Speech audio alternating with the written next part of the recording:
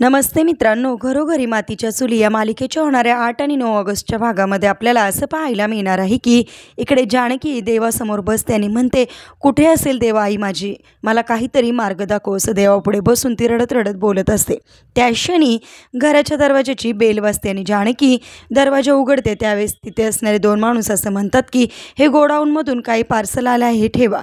असं म्हणता क्षणी ते बॉक्स ती धरते। त्या बॉक्सच्या कडेलाच तिला तिच्या आईची तुटलेली बांगडी अडकलेली दिसते आणि ती म्हणते, गोडाऊनमधून आलेल्या पार्सलमध्ये माझ्या आईची तुटलेली बांगडी, ही तर बांगडी माझ्या आईचीच आहे।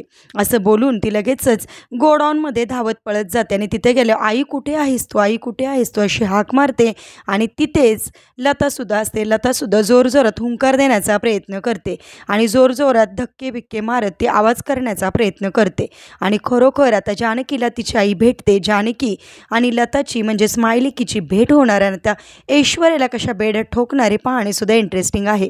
असेच मालिकेच्या पुढील अपडेट्ससाठी रंजक मराठी चॅनलला सबस्क्राईब करा। थँक्यू।